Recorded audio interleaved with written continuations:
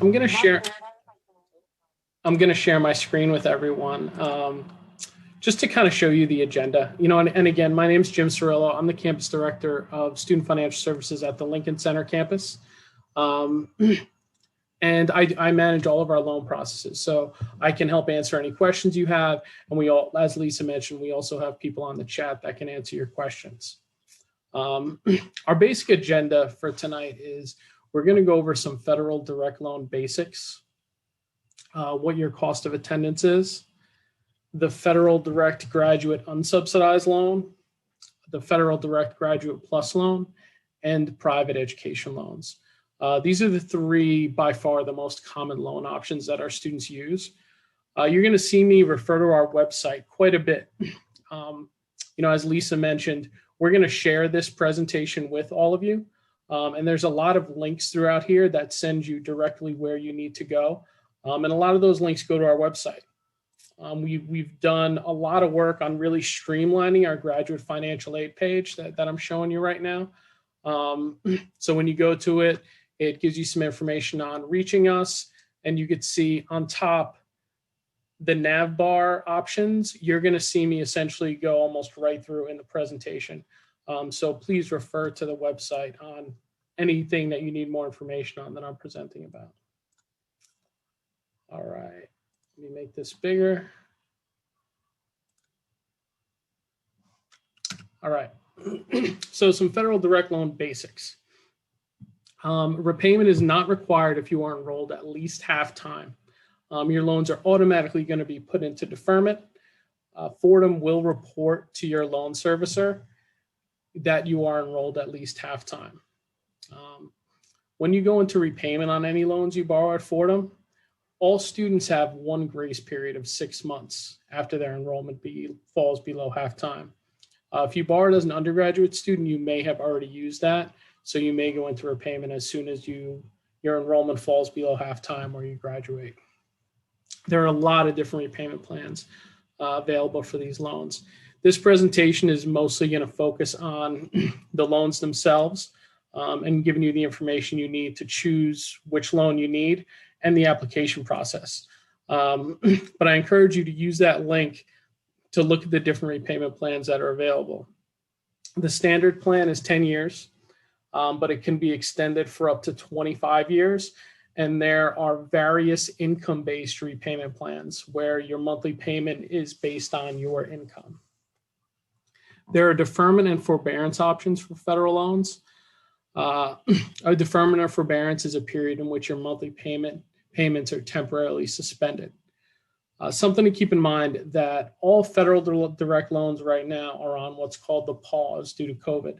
So up until October 1st, no interest is accruing on any federal student loans and no payment is required. But a forbearance is great because let's say you graduate and you don't find a job right away, or maybe you find a job and your income is not what you expected. Forbearance will allow you to suspend your loan payments for up to 1 year, really with just a phone call or an online application to your loan servicer. So it's a great option. It's great flexibility on these loans that can help you avoid going into default. The U.S. Department of Education is going to assign you a loan servicer. That servicer will handle all billing and repayment related services at no cost to you. Eligibility requirements. A valid 2122 FAFSA is required. You're going to use your FSA ID, that's short for Federal Student Aid ID, to sign into the FAFSA and sign it electronically, and also to complete any federal aid or loan related documentation. To receive any federal loan, you have to be enrolled at least half time for the term in which you borrow. So let's say you need a loan for the fall semester, you have to be enrolled at least half time in that term. The number of credits that define half time is going to vary by program. However, it's generally either 4.5 or 6 credits. You can check on our website to see what the requirement is for your program. There is something called forced time status.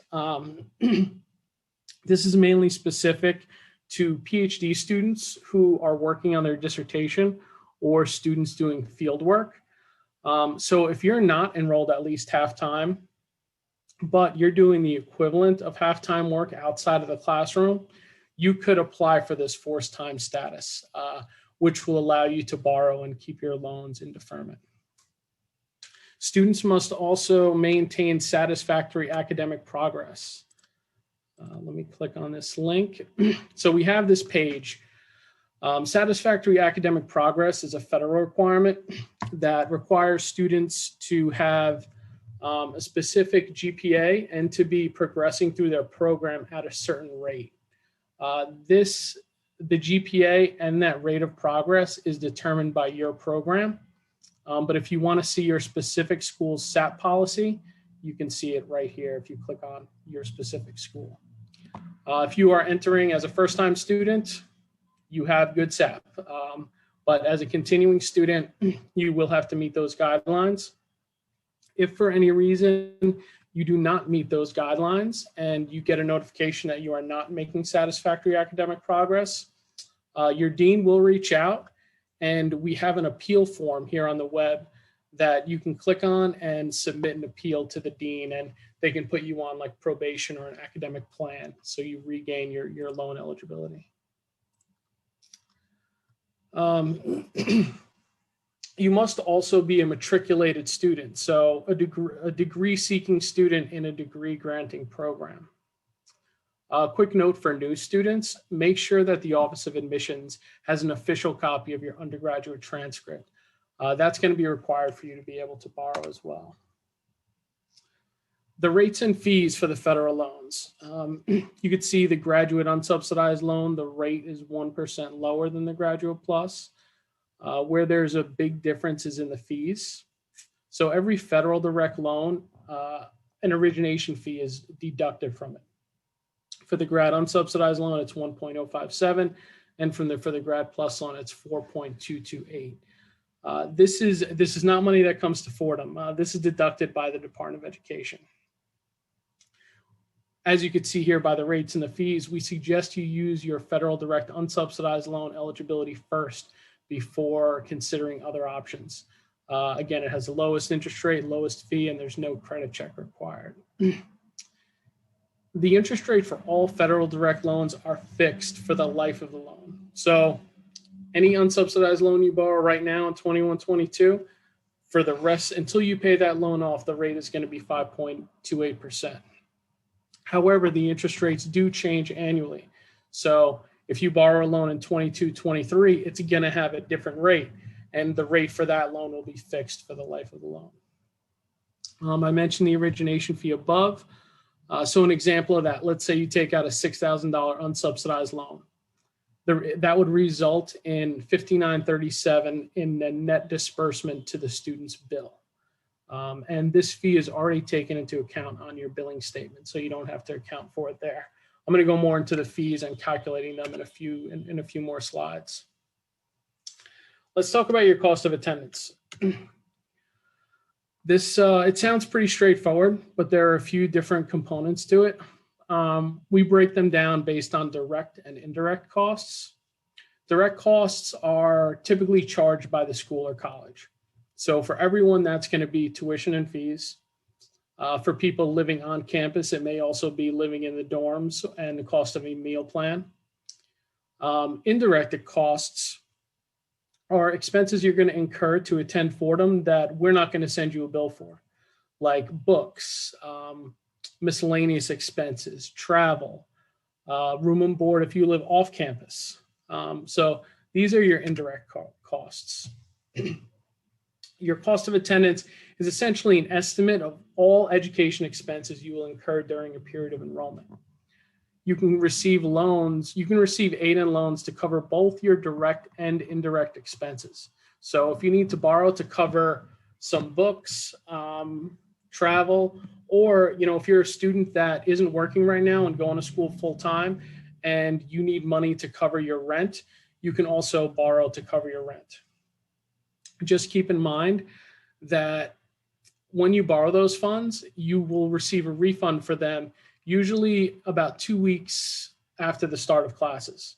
After the end of the add drop period is when we start issuing refunds, and the add drop period starts 7 days after the start of the term. I'm sorry, the add drop period ends 7 days after the start of the term. So let's go into a little more detail on your cost of attendance. Your direct expenses. This is an example of our Graduate School of Social Service students. This is our in-person students for fall and spring. And the way that I'm showing this to you now, when I combine the direct and indirect, this is exactly how it's also displayed on our website. I'm going to show you that in a few minutes as well. So you can see, obviously your charge is going to vary based on how many credits you take. Tuition for this school is $963 per credit. There are also required fees for all of our graduate programs. For the Graduate School of Social Service, that fee is $367 per semester, which is made up of a $114 general fee and a $253 tech fee. So you can see if the student takes 24 credits over the year, that'll be their tuition, 18 credits, that'll be their tuition. We just kind of took some common number of credits that students take and gave you variations. And you can see the fees are consistent all the way across. $367 per semester, so $734 for the year. So these would be this student's direct expenses. Indirect expenses for the fall and spring. This is going to include room and board, books and supplies, which vary by the number of credits that you're taking, travel, and miscellaneous. So at the bottom, you could see these are the total indirect expenses.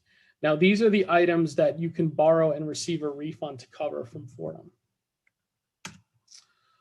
Combining the two, you can see this is your total cost of attendance. So you can see this bottom line over here. So this is a total amount in aid and loans that you can receive. I'm going to go away from this and go to our cost of attendance page real quick.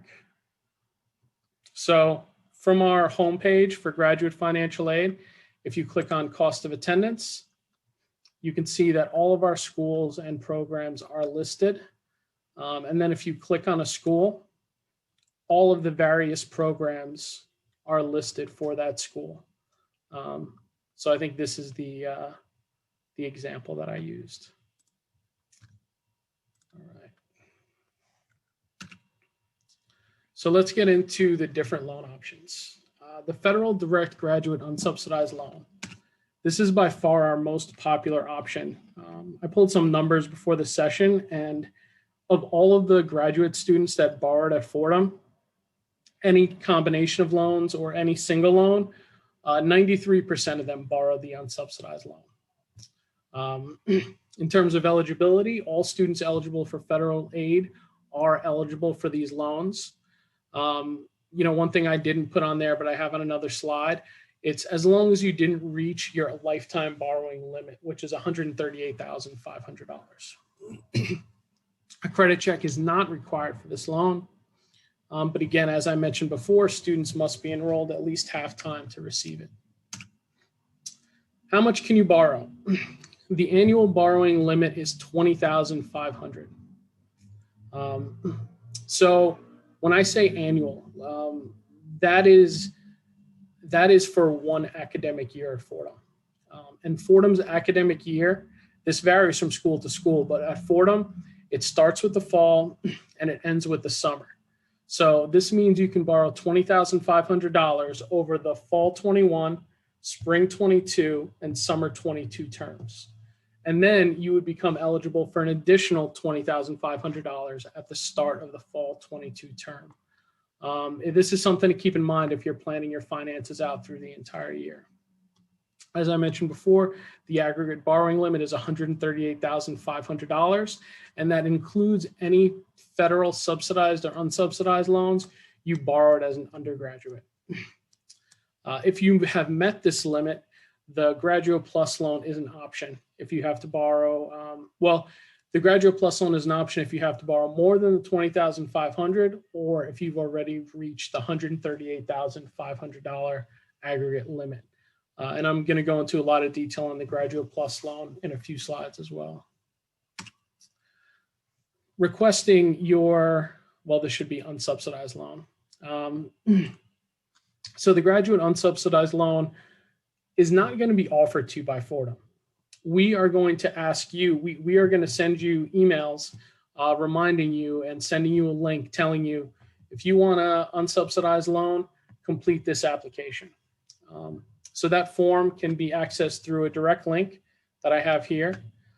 You can go through the portal, my.fordham.edu/finaid, and choose the application options from the menu, or you can use our how to apply for a federal direct unsubsidized loan page as a guide. I'm going to go away from this screen and share a different screen so I could show you the live application. We have a test student mocked up.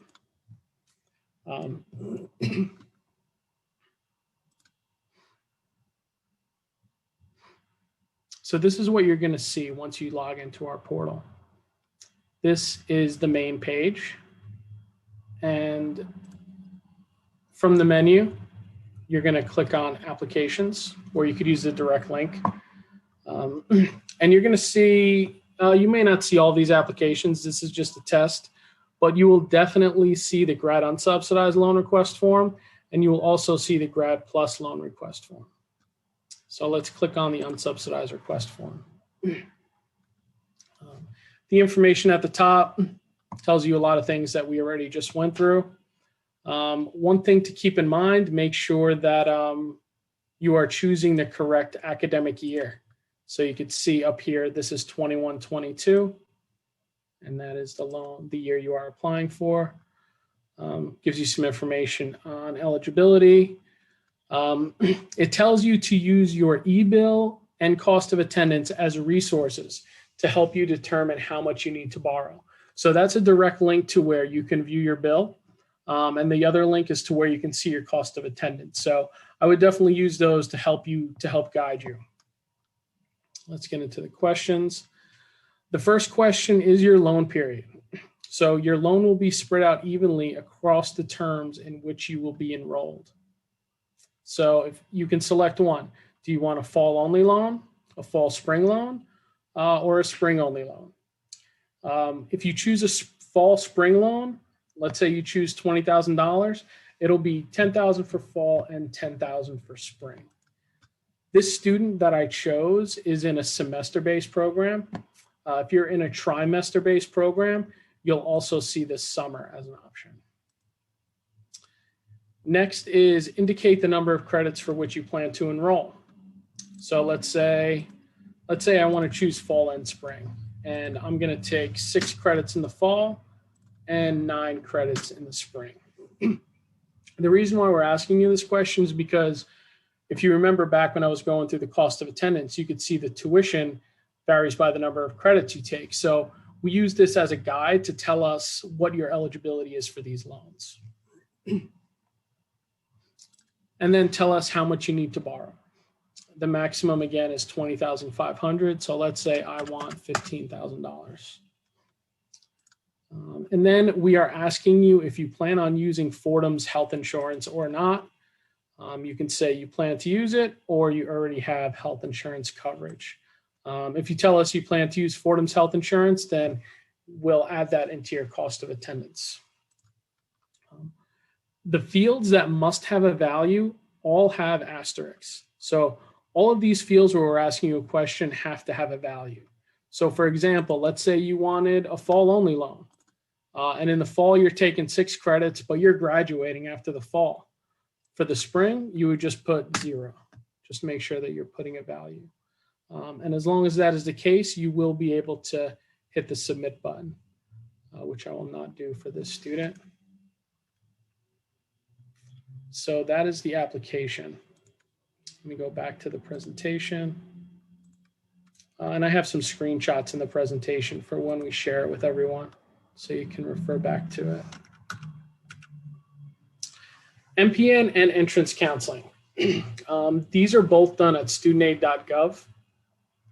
The MPN or Master Promissory Note is a legal document in which you promise to repay the loan and any accrued interest to the Department of Education. The MPN is valid for 10 years once it has a loan attached to it. So most students, if you borrow, it only has to be completed once. Graduate entrance counseling explains your rights and responsibilities as a borrower. It has to be completed just once as a graduate student. You may have already done this as an undergraduate student, but it's a little bit different as a graduate student because it has information about the Graduate Plus loan. So it is a different requirement. Some miscellaneous things to keep in mind. Keep in mind all fields on your unsubsidized request form must contain a value. Enter a 0 if necessary. Loan requests will be processed within 7 to 10 days. You must complete your MPN and entrance counseling for your unsubsidized loan to display as a credit on your bill. That's because we're not going to originate this loan to the Department of Education until you've met those requirements. You can confirm receipt by Fordham of your loan request, your MPN, or entrance counseling at the portal. I'm going to go back to it when we do Graduate Plus, but on that front page, it shows all of your documentation as well. After disbursement of your loan, you can view the details of your loan and information about your servicer at studentaid.gov. All right, let's talk about the Graduate Plus loan. As I mentioned before, this loan, the rate is 1% higher, and the origination fee is almost 3% higher. So this is an option if you've already used your unsubsidized loan eligibility. This loan also requires an approved credit check at studentaid.gov. This link in here is going to take you directly to that credit check. It's a very basic credit check. This link gives some details about it. They don't look at debt to income ratio. Essentially, all they're doing is looking to see that whatever debt you have, that you are making payments on it and you are in good standing. And this PDF, even though it says March 2015, it is accurate and gives you a little bit more details on how they define adverse credit history. If you are denied, there are options for you to appeal or get an endorser, which is, it's pretty much the same thing as a cosigner. It's how the Department of Ed refers to a cosigner. Borrowers must have a valid FAFSA and meet all requirements for federal aid. The maximum plus loan amount you can receive is the cost of attendance minus any aid or loans. So essentially, you're telling us how much you need. You can borrow up to that. If you're credit approved, you can borrow up to that full cost of attendance. Our approval rate is pretty good for this loan. It's historically around 80%. And just like the unsubsidized loan, half-time enrollment is required. The interest rate is 6.28 for this year. There is also a 4.228 origination fee deducted from each disbursement. This is important to know because obviously we need you to tell us how much you want to borrow. So we have a plus loan fee calculator for you. This is our Apply for a Graduate Plus loan page that actually gives you a lot of the information that I'm about to go over. But you can see we have the origination fee here. To calculate the total loan amount you should request, you can either do some math, divide the amount you need by 0.95772. For example, if you need $8,000, you should request $83.53 or 8,000 divided by that number. Or you can just use our calculator. So let's say you want to calculate the amount you will borrow. So same case, let's say you need $8,000 to cover your expenses, but you have to take that origination fee into account. So you know you're going to have to borrow more. I really hope this comes out to $83.53. It does. So you have $353 in fees, which means when you request your loan, if the amount you need is $8,000, you should request $83.53. So you have a lot of tools available.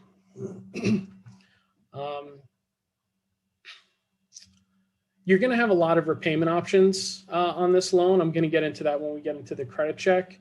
The same repayment plans are available. You can get the deferment and forbearance. a rule of thumb, if you're trying to figure out your monthly payment on the standard repayment plan, for every $9,000 you borrow, your monthly payment's about $100.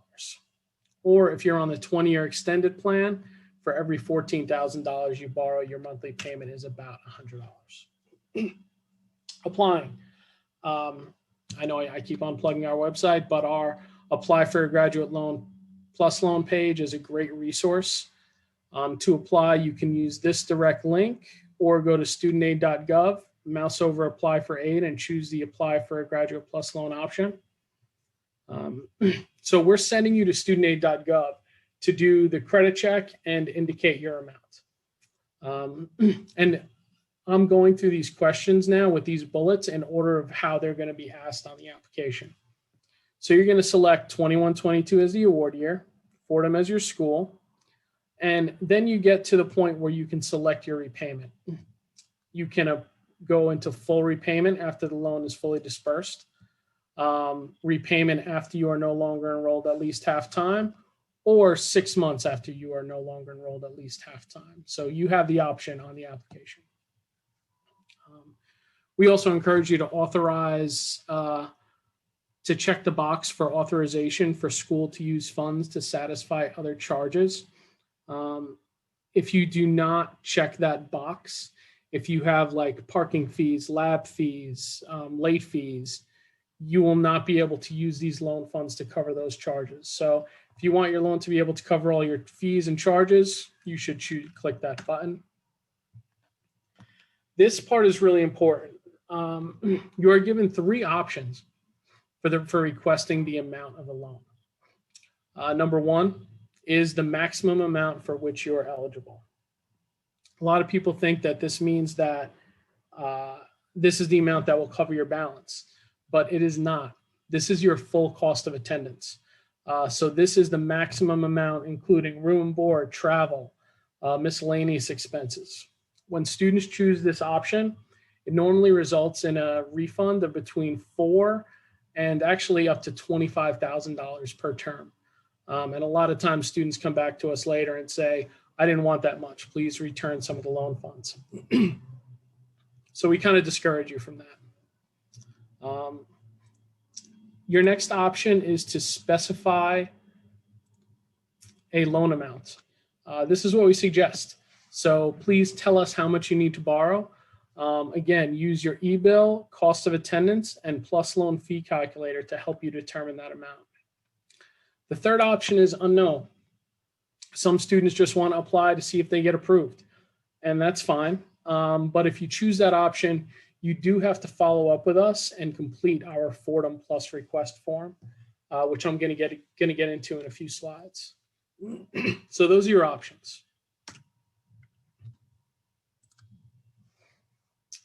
The plus loan amount can be adjusted after the loan is processed. So to decrease your loan, you can email us at financialaid@Fordham, but be specific. Tell us the loan type and which semester you would like to reduce the amount for. So you want to tell us like, I want to reduce my Grad Plus loan by $3,000 for the fall semester. Make sure you're specific. To increase your loan, you can use our Fordham Graduate Loan Request Form, and then we'll process a loan for you as long as you're credit approved. Next is your loan period options. This is similar to the fall spring options I showed you on the unsubsidized loan request. However, this is asking you for specific months. So let's say you want a fall spring loan. You want to choose August 21 to May 22. And again, half of the loan will disperse towards your fall charges and half to the spring charges if you choose that. If you choose August 2021 to August 2022, that's a fall, spring, summer loan. I actually have a typo on here that I'm going to fix. So this loan will disperse towards your fall, spring, and summer term charges. And I'll go back and fix this, 1/3 to each term.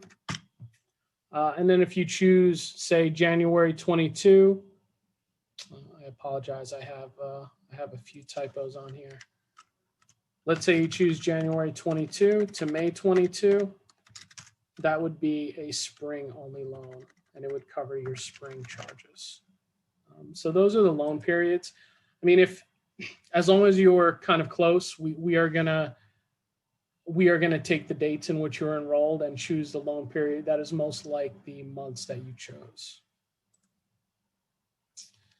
If you are credit approved, so if you're credit approved, your credit approval is valid for 180 days. So we can process a loan based on that approval for 180 days. If you do not have a plus MPN, you can complete it at that direct link on studentaid.gov. If you did not specify a loan amount on your application, make sure you submit the Fordham Plus request form. Fordham has sent the details of your Plus application in 2 to 3 business days. Make sure that you allow 7 to 10 days for Fordham to process your Plus loan. And you can also use our Fordham Plus request form to increase your loan.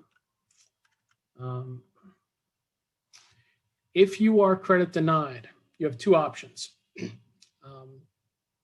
So if they're going to give you a credit decision pretty much instantaneously.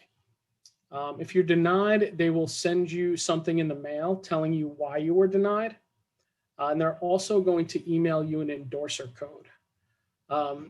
If you feel like the reason that they have for you being credit denied is not valid, or maybe it's based on old information, you can appeal your credit decision here. Your second option is to obtain an endorser or cosigner. This is someone who does not have an adverse credit history and agrees to repay the loan if you do not repay it. You have to provide them with the endorser code in your denial email, and then they will complete the endorser process, which is called an endorser addendum. And here's the link for that. If your loan gets processed with an endorser, you will also have to complete plus credit counseling for the loans to disperse. It's kind of similar to entrance counseling. So a reminder, if you chose the unknown loan amount or maximum loan amount option, you can tell us how much you'd like to borrow by using our Fordham Grad Plus request form, or you can also increase your loan. So let me show you what this form looks like. I'm going to go back to my test student. So again, let me try and go through this from the very beginning. So when you log into the portal and you get to our homepage, so here's the documents I mentioned before, where it lists all the documents you have. You can actually expand that as well to check to see if we received your MPN, entrance interview, anything like that. But this form is going to be on the application page. You click on Graduate Plus Loan Request Semester, and very similar to the other form we went through, with one small difference. Again, it's going to ask for the number of credits in which you plan to enroll. So let's say 6 credits and 12 credits for the spring. Next, we're going to ask you to tell us how much you want to borrow in each term. So you can give different amounts. So let's say I'm taking 6 credits in the fall, so I may only need $5,000, but I'm taking 12 in the spring, so I think I'm going to need $11,000. So you can tell us the different amounts you need for each term. Like the other form, all of these fields have to have a value. So if you want $5,000 for the fall and that's it, you want to put a 0 for the spring. And again, we're asking you if you're going to use Fordham's health insurance or not. So it's a pretty simple application. Going back to the presentation itself, and there's some screenshots of the application. An estimated credit for the amount of your Graduate Plus loan will appear on your bill, as long as you've done the MPN and entrance counseling. The actual loan disbursement will occur 3 business days before the start of classes, and that's a disbursement to your student bill. Refunds of credit balances are sent at the end of the add drop period, which is about 1 week after the start of the term. And going back, I know I mentioned this for the unsubsidized loan. All the graduate students who borrowed at least one loan at Fordham, 52% of them borrowed a Graduate Plus loan. And again, those numbers I'm giving you are not mutually exclusive because some students borrow a combination of loans. Private education loans are by far our smallest volume loans for graduate students. Of all the graduate students who borrowed at least one loan, only 6% of them had a private education loan. Some basics. Our private education loan, I know I keep going to our website, is a really great resource for you. It gives details on how to apply. It gives you suggested lenders, parent borrowers, prior term balances, and also lenders for students who are denied credit-based loans. These loans are through a private lending institution. We give you a list of suggested lenders who we have vetted, but you can choose any lender that you wish. You don't have to go with one of our suggested lenders. The student is normally the borrower, but there are lenders who offer loans in the parent or sponsor's name as well. Many students will need a credit-worthy cosigner to be approved. The strength of the borrower and or cosigner's credit background will determine the interest rate. So the rate is going to vary on how good you and your cosigner's credit is. It's not like the fixed rate like the federal loan. The one positive on private education loans is that generally there are no fees associated with this loan. So you're not going to pay that 4.228 origination fee like you had in the Grad Plus loan. The interest rate can be fixed or variable. The terms and length of repayment vary from lender to lender. However, borrowers will not have the same flexibility as they had on a federal loan. So on a federal loan, let's say you start on that standard 10-year repayment plan. You can change to a 20-year plan. You can change to an income-driven plan. You can change back to the standard plan. You can change as much as you want. With a private education loan, you are applying directly with your lender, and whatever terms you agree to when you apply for that loan, those are going to be the terms for the life of the loan. Many of these lenders are going to require at least an interest-only payment while you're in school. And just like the Grad Plus loan, the maximum amount that can be borrowed is the cost of attendance minus all other financial aid and loans. Our approval rate for this type of loan is around 55 to 60%. Applying. The application process varies from lender to lender. Once you choose a lender, you should apply directly on their site. Again, use your e-bill and cost of attendance to help you determine how much you need to borrow. We suggest applying once for the academic year so you can avoid multiple credit inquiries, and also for billing concerns, because this is a more in-depth credit application. And when you apply, you're applying for just the one loan. With the Graduate Plus loan, you apply and you're approved for 180 days and you could borrow based on that approval. When you apply for a private education loan, you're going to give them a specific dollar amount and a specific term. And if you need more money, they're going to pull your credit again. Upon approval from your lender, they will send a request to Fordham to certify your eligibility, and we typically respond within 7 to 10 business days. An estimated credit for the amount of your private education loan will appear on your bill after we process it. And just like the other loans, actual disbursement occurs 3 business days before the start of classes, and refunds are sent out at the end of the drop period. I want to leave some time for questions, but I want to quickly go over this chart. I feel like it's a good comparison of the Graduate Plus loan and private education loan. So you can choose. You can see the approval rates. Grad Plus is a little bit easier to qualify for. The interest rates, it's all going to be based on your credit background. If you have very strong credit, you may get a better rate than 6.28%.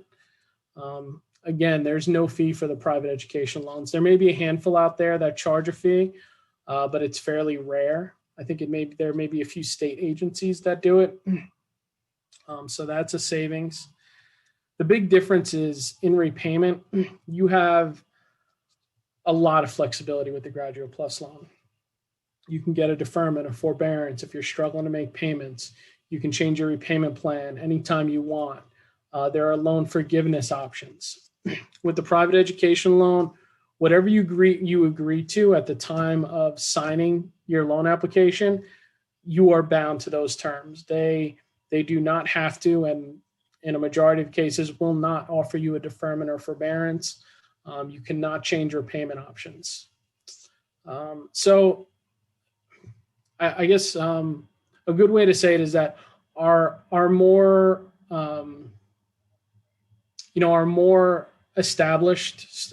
financially established students may want to take the private education loan because maybe they have less worry about having to repay that loan or like having any struggles during repayment, and they may get a better rate. But as I mentioned, a large majority of our students use the Graduate Plus loan rather than the private education loan. It's actually almost 10 times as many students. So we put that out there as an option. That's everything I had to present. I'm going to leave this slide up as we go through some of the Q&A. I know that Lisa has some questions for the Q&A.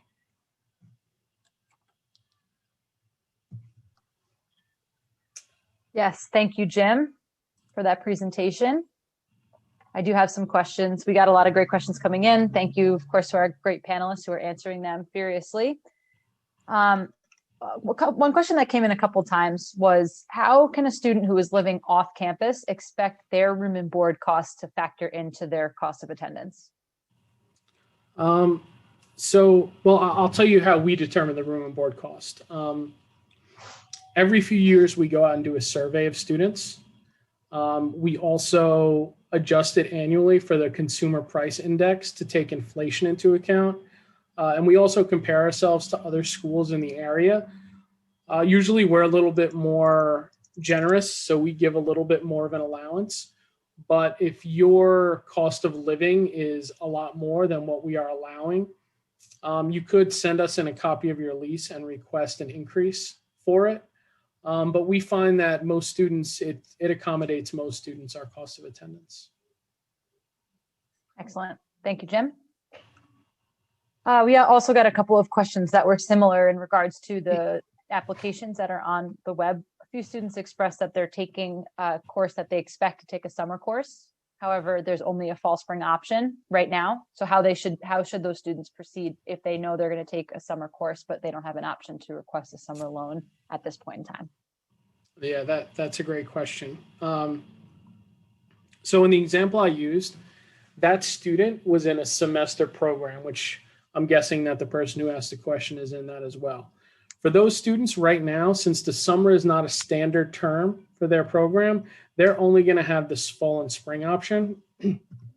Once summer enrollment begins in, I would say, March or April, those students, once they enroll, they will see another application out there, which will be a summer unsubsidized loan or summer Graduate Plus application, where they can apply for an amount and tell us how much they need to borrow at that point.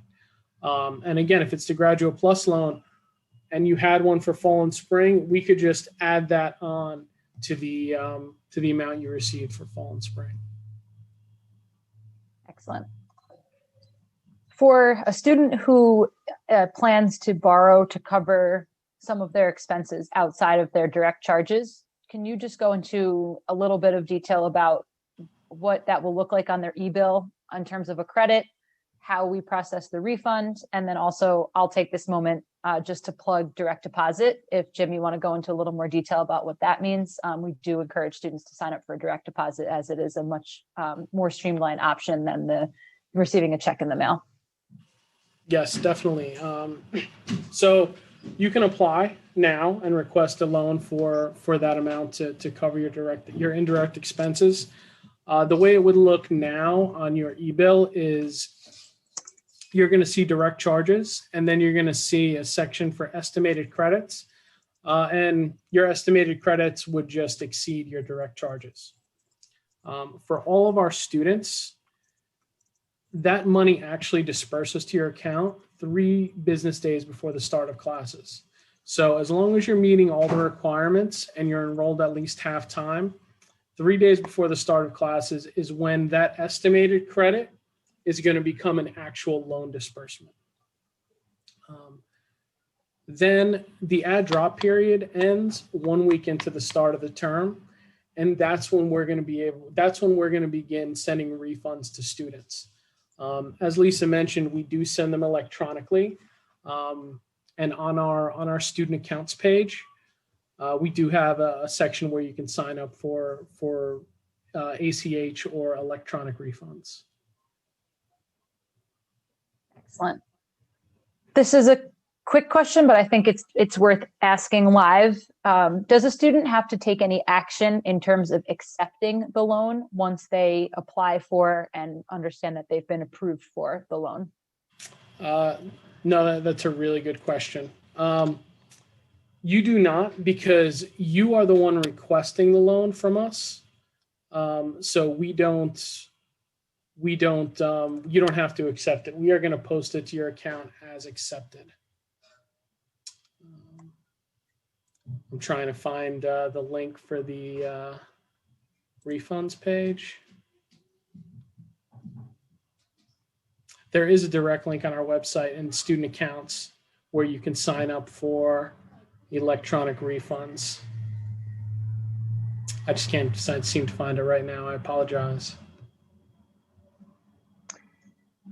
Yeah, this is not maybe the most efficient, but I always encourage students you can simply Google Fordham Direct Deposit and it will bring you to the page that gives you all the details about where to find information on how to set that up, which is pretty straightforward.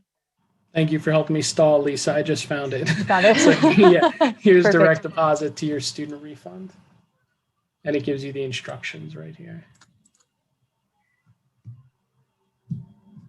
Great. And I do think this was covered, Jim, in the presentation. However, a few students asked for just how to go about returning loan funds if they receive an excess that they don't want. So I think this is maybe not what the student was asking specifically, but just because I've seen it in the past, how a student should approach this if they've already received the refund and then they realize that they don't need it. What steps should they take to return the money to Fordham and then ensure that we return the funds to the Department of Education? You would have to email us at financialaid@fordham.edu. And again, be very specific.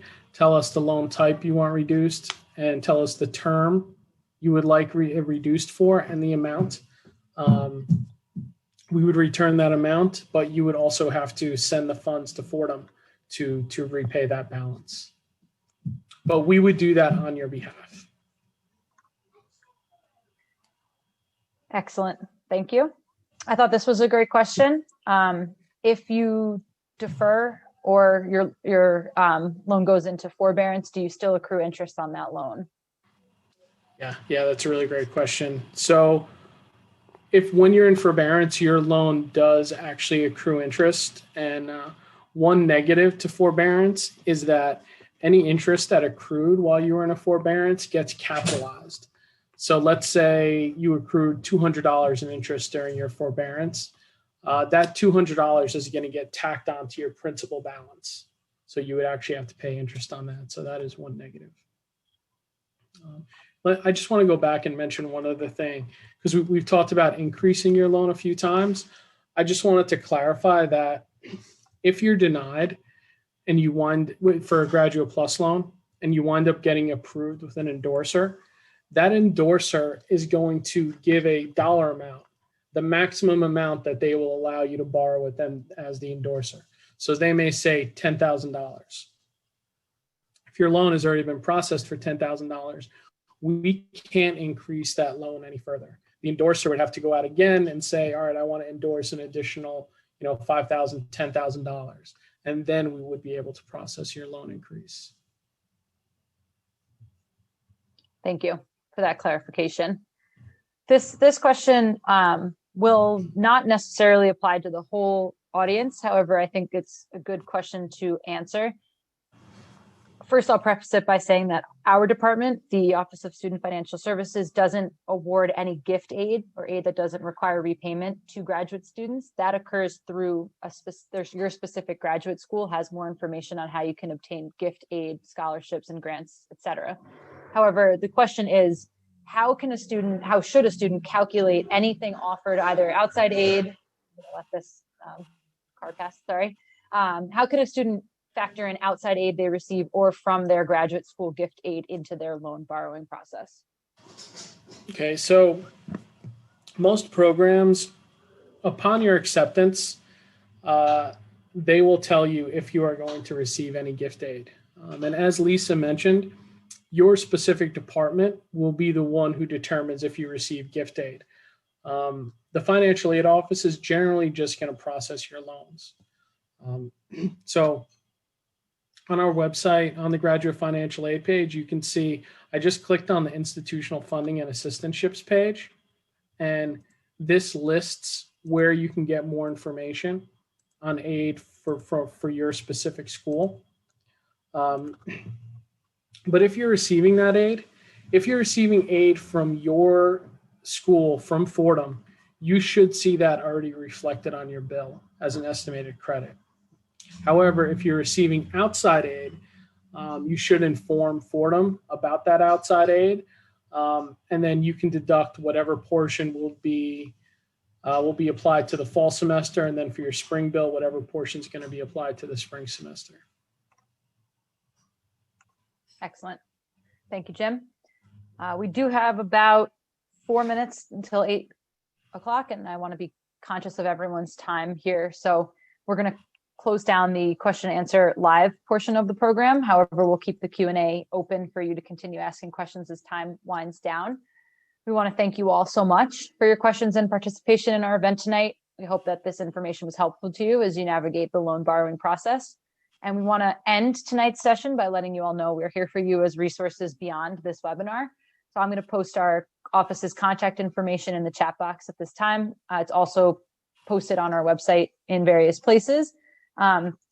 Keep in mind that the office and the university is actually closed for summer Fridays through August 13th. So right now we're operating on a Monday through Thursday schedule. After the 13th, we'll be back full-time Monday through Friday to answer all of your questions through email or through phone calls. So while our time on audio and video is nearly over, as I mentioned, we're going to keep the Q&A chat open just a few minutes longer. You can scan the answers and the resources that we've posted. Thank you, everyone, again, for participating tonight. And thank you to our wonderful panelists for all their help answering your questions. We'll close down now, as I mentioned, and at about 8 o'clock, we'll end the webinar. So thank you, everyone, and have a great night. Thank you, everybody.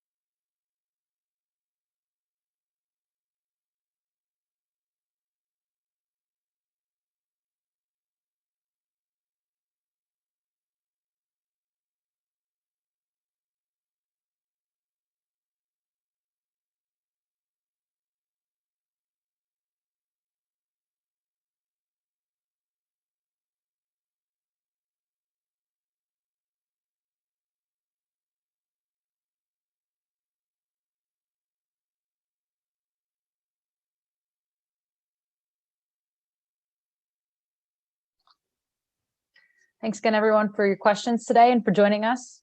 In about 30 seconds, I'm going to end our meeting. Please review any of the final answers that pertain to you. And if you have any other questions, please, again, feel free to reach out to us. Our information is provided in the chat box. Good night, everyone.